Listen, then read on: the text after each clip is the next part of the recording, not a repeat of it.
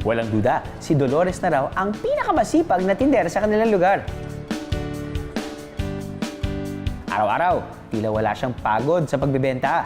Pero tila kulang pa rin ang kinikita niya. Kailangan kong kumita pa ng extra. Kailangan kong kumita pa ng extra, sabi ni Dolores. Madadagdagan na ang ipon ko. Pero di nagtagal, nagsara ang restaurant dahil walang masyadong customer. Di bale, hahanap na lang ako ng ibang sideline para madagdagan ang ipon ko. Namasukan naman si Dolores bilang stylist sa isang salon. Okay naman ang kita, pero Hans, ulang pa rin ang ipon ko.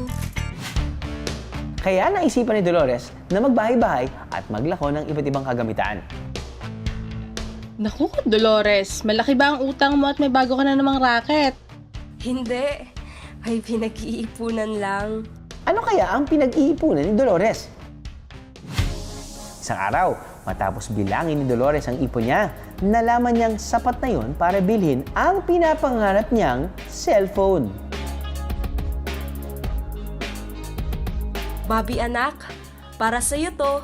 Regalo ko ngayong birthday mo. Happy birthday!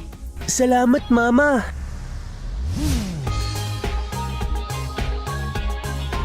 Alam kong gustong gusto mo yan.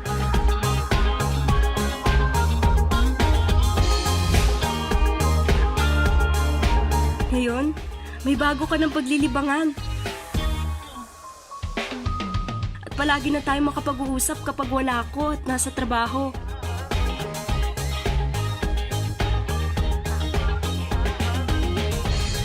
Ay, wala talagang katumbas ang pagmamahal ng isang ina. Kaya naman lagi natin iparamdam kay mami, nanay o mama ang love natin para sa kanila, okay?